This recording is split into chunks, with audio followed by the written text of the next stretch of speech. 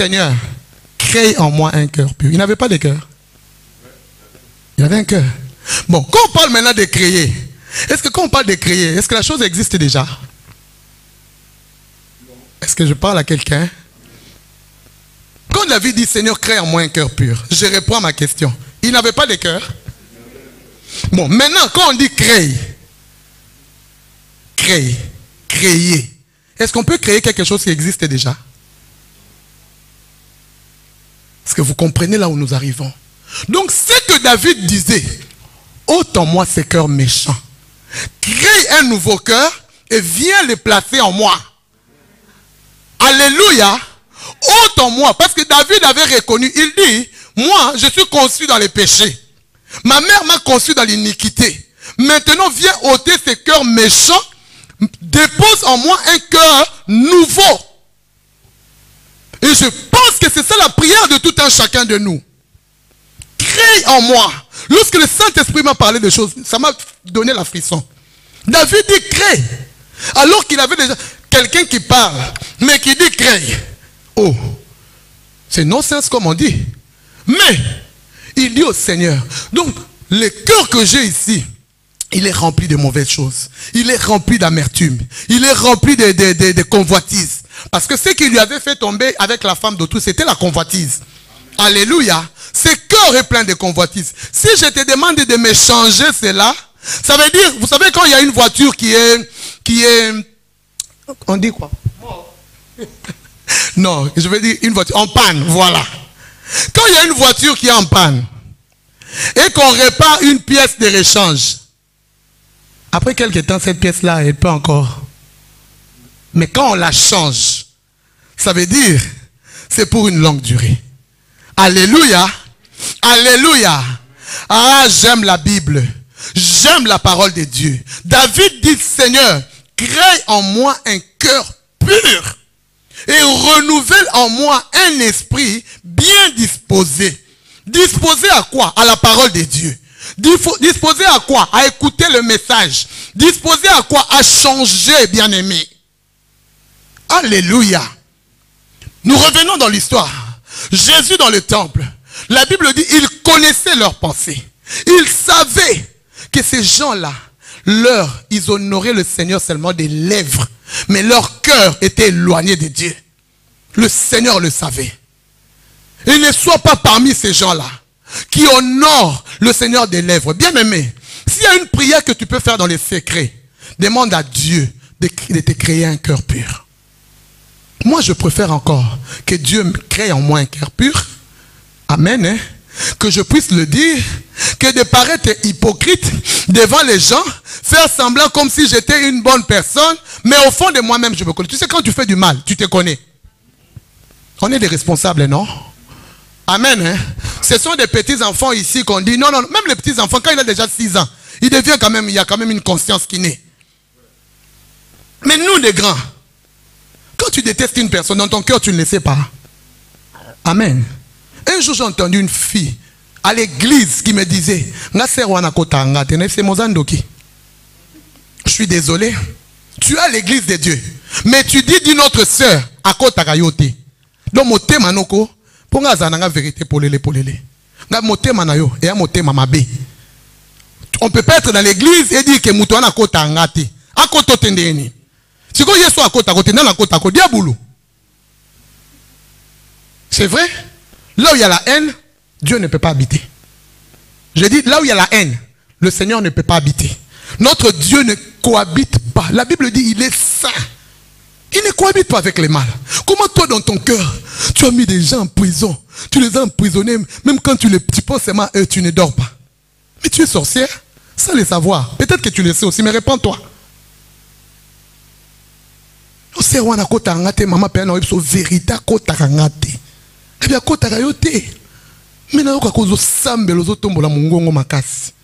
Bien aimé, il faut qu'on puisse vraiment se repentir. Il faut qu'on puisse avoir les cœurs purs. Moi, j'aimerais ce jour-là que le Seigneur me dise, entre dans la joie de ton maître. Entre dans la joie de ton maître. Voilà pourquoi il ne faut jamais apparaître. Amen. Il ne faut jamais paraître, je dis. Vous comprenez? Il faut être. que quelqu'un m'a compris? Il ne faut jamais paraître, mais il faut être. Ne donne jamais aux gens l'image que tu n'as pas. Parce que tu te fais de tort à toi-même. Amen. Tu te fais du mal à toi-même. Si aujourd'hui tu fais l'hypocrisie, tu penses que ces gens-là, ils vont seulement accepter l'image que tu leur donnes, non? Mais au dernier jour, devant le trône des jugements, ils seront là avec toi. Hein? Ils seront là. Alors ne paraît pas. Sois. Nalobi, comparaître était Zala. Nabe on a lingala. Komibimisate Zala. Sois celle que tu dis que tu es. Vis ta vie chrétienne. Tu pêches, tu viens devant le Seigneur. Je reconnais mes péchés. Je reconnais.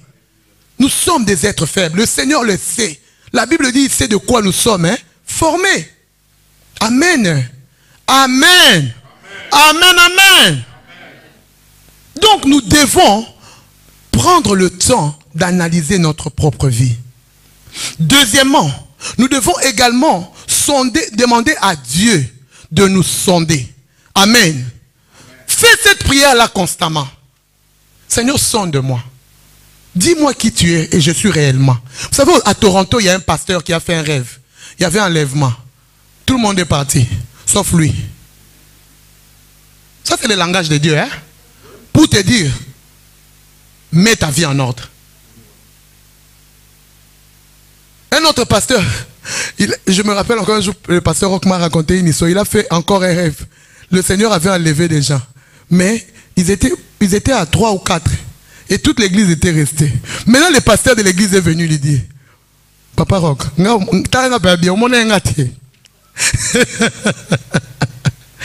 Alléluia. Alléluia. Notre cœur doit être pur. Demande toujours à Dieu de te sonder. De sonder ton cœur. David dit, ô Éternel, sonde mon cœur. Psaume 139, verset 23. Sonde-moi, ô Dieu. Connais mon cœur. C'est toujours le roi David. Ah, j'aime cet homme selon le cœur de Dieu. Il avait un cœur repentant. Et lorsque David est en train d'écrire ces psaumes, il était roi d'Israël, ne l'oubliez pas. Donc ça veut dire que ta position sociale là, hein, ne te rende pas orgueilleux. Parce que Dieu n'a que faire de nos positions sociales. Je dis, il n'a que faire de ça. Il voit l'homme comme homme. David dit, sonde-moi. Alléluia. Et souvent notre cœur, il est tortueux. Pourquoi? Parce que dans notre esprit, il y a de faux raisonnements qui viennent s'installer dans notre cœur.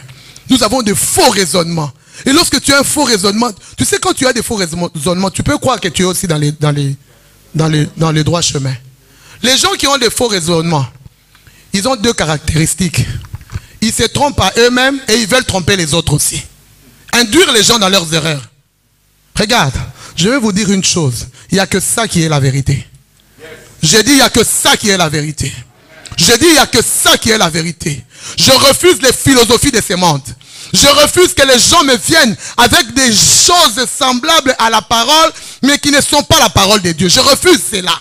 La vérité est dans la parole de Dieu. Si quelqu'un vient, la Bible dit, si quelqu'un vient amener une autre évangile que celui que les disciples ont annoncé, qu'il soit anathème. Ça, c'est l'évangile. Ne prenez pas les citations là qu'on met là sur les Facebook, les réseaux sociaux, comme étant la parole. Je mets les enfants de Dieu en garde. D'hier, j'ai lu quelque chose qui m'a vraiment fait mal. Un bouddhiste qui est en train d'encadrer les chrétiens. C'est le monde à l'envers. Nous avons un Dieu. C'est Jésus-Christ de Nazareth. Je dis c'est Jésus-Christ de Nazareth. C'est lui qui est la vérité. Amen.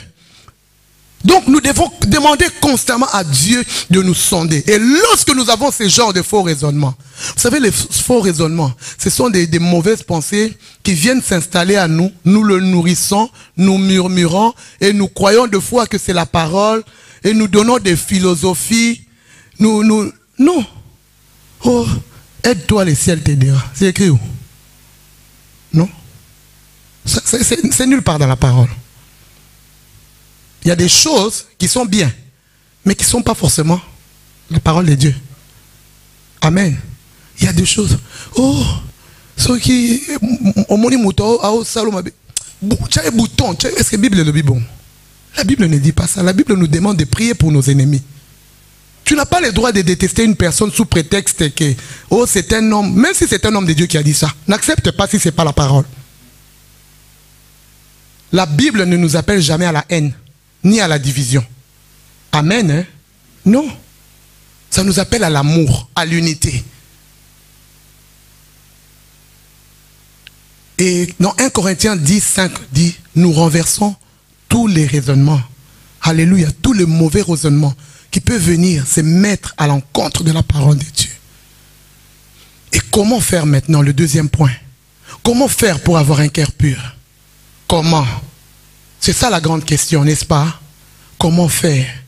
Oui, nous sommes humains. Oui, je reconnais que des fois, ça m'arrive de me fâcher, de m'énerver, mon cœur n'est pas toujours pur. Amen. Mais comment faire? Le premier point, c'est faire toujours la rétrospection de sa vie. Je vais te dire une chose. Si tu passes du temps à faire l'inspection de la vie des autres, tu n'auras jamais le temps de faire l'introspection de ta vie.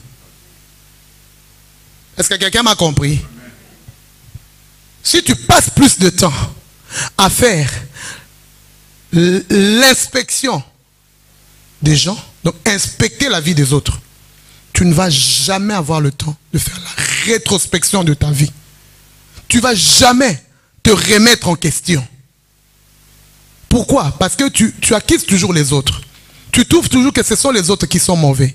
Tu trouves toujours que ce sont les autres qui ont un cœur mauvais. Est-ce que mon thème est malam? Amen.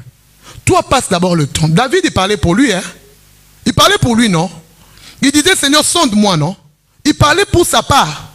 Amen. Et le deuxième point, c'est de demander au Saint-Esprit. Je dis demander au Saint-Esprit de sonder notre cœur. Alléluia. De venir nous aider. De venir nous aider. Vraiment, tu dis au Saint-Esprit, il est notre ami, non? Il est notre compagnon. C'est lui qui est avec nous. C'est lui qui nous donne les leçons de vie. Ésaïe 11 dit, il est l'esprit de conseil. Amen. Lorsque tu vas vers le Saint-Esprit, tu dis, Saint-Esprit, je sens vraiment que dans mon cœur, ah non, j'ai vraiment de l'aversion pour telle personne. Aide-moi. Et le Saint-Esprit est là pour nous aider. Le tout, c'est seulement d'être vrai. Amen. Hein? Le tout, c'est seulement d'être... Hein? Le tout, c'est seulement d'être... Hein? Sincère. Merci, papa. Faut être sincère. Psaume 148, verset 18, la Bible nous dit, Dieu est près de ceux qui l'invoquent avec sincérité. C'est ce que nous devons faire. Que Dieu, le Saint-Esprit nous aide. Que le Saint-Esprit puisse nous aider à pouvoir que nos cœurs soient vraiment purs. Vous savez, dans ce temps ici, je sais qu'il y a beaucoup de gens qui se posent beaucoup de questions. Qu'est-ce qu'on va devenir? Quel est notre avenir? Je parlais avec une femme dernièrement, elle m'a dit, ah Seigneur, il m'a dit, maman, ça c'est quelle année? J'ai dit, ça c'est une année de bénédiction. Est-ce que quelqu'un m'a compris? C'est une année de bénédiction. Parce que c'est une année où le Seigneur est en train de parler dans le cœur de tout un chacun de nous. Même dans le cœur de païens, Dieu est en train de parler. Pour moi, c'est vraiment une année. Vous savez, Dieu est amour. Tout ce qui se passe ici, moi je vois l'amour de Dieu. Parce que ça donne même aux païens l'occasion de pouvoir se convertir. Même les gens qui sont cruels, ça leur remet en question. Ne dis pas que oh, année 2020 est une mauvaise année. Non, c'est une très bonne année. Et je vous souhaite déjà bonne année. C'est une très bonne année. Où ton papa vient te parler. Il vient te dire que arrange ton cœur pour que tu sois sauvé. Et tu dis que c'est une mauvaise année. Tu veux qu'on t'acclame. Alors, pour ta perte, tu veux qu'on dise que tu es une personne bien pour ta perte. Tu veux qu'on dise mon pao pour ta perte. Tu veux qu'on dise maman bonheur pour ta perte. Non. C'est une année correcte. Une année où nous tous nous approchons encore plus de Dieu. Ah, surtout à partir de demain là, à live, non? Amen. Ces lives là, c'est pas seulement les lives. Hein. C'est une occasion où Dieu nous donne pour pouvoir nous approcher de lui. Alléluia. Est-ce que quelqu'un est d'accord avec moi? C'est une très bonne année. Parce que les années passées là, tout le monde était dans la distraction. Tout le monde était occupé, busy, dans leur travail.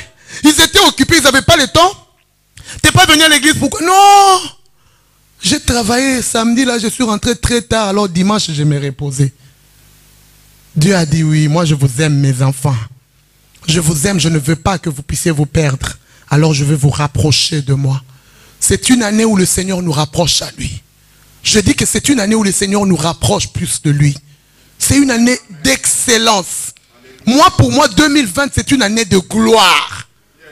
C'est une année excellente. Que personne ne te dise que, oh, tu n'as pas vu ce qui se passe durant cette année. Tout ça, c'est parce que le Seigneur nous aime et il nous rapproche de lui. Il nous rapproche.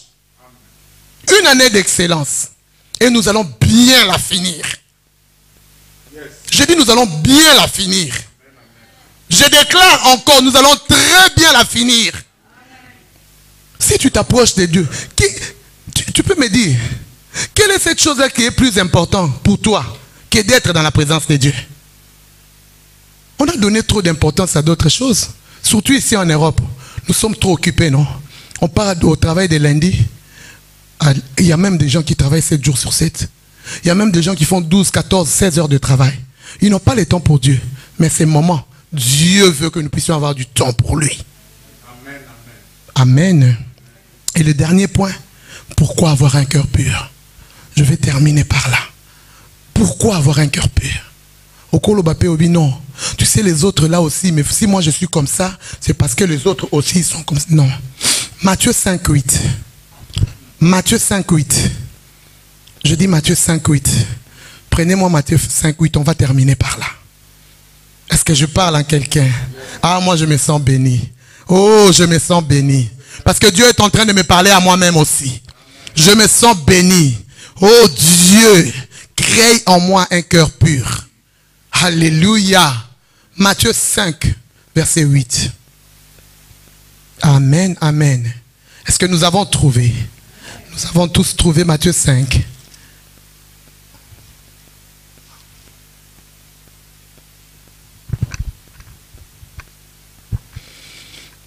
Est-ce que nous pouvons le lire ensemble? 1, 2, 3. Heureux ceux qui ont le cœur, car...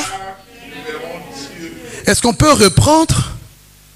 Heureux ceux qui ont le cœur pur, car ils verront Dieu. Parole du Seigneur. Alléluia. Heureux ceux qui ont le cœur pur, car ils verront Dieu. Tu vois pourquoi ton cœur doit être pur? Moi je dis, Seigneur, moi je dois te voir face à face. Je dois te voir face à face. Même s'il faut m'humilier devant toi. Même s'il faut déchirer mon cœur devant toi. Je le ferai, Seigneur. Bien-aimés, les temps sont mauvais. Rachetons le temps. Purifions nos cœurs. La Bible dit heureux. Donc si la Bible dit heureux ceux qui ont le cœur pur, ça veut dire malheur à ceux qui ont le cœur impur. Alléluia. La Bible dit heureux. Donc ça veut dire, si tu as le cœur pur, tu es déjà heureux. Parce que tu vas voir le Seigneur. Oh bien-aimé, lorsque nous venons dans la présence de Dieu, nous avons donné nos vies au Seigneur. Nous donnons nos temps au Seigneur. Tu viens ici mercredi après mercredi, vendredi après vendredi. Dans les lives, tu es là. Dans les radios, tu es là. Tu es là toujours en train de donner le temps au Seigneur. Et quelle est la finalité? C'est de voir Dieu. Je dis c'est de voir Dieu. Je dis c'est de voir Dieu. Alléluia.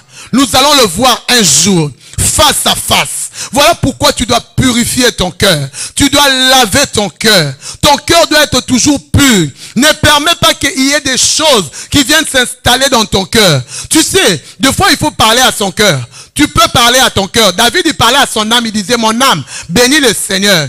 Toi aussi, tu peux parler à ton cœur pour dire, mon cœur, sois pur. Quand il y a une mauvaise pensée qui vient dans ton esprit, dis, je refuse cela au nom de...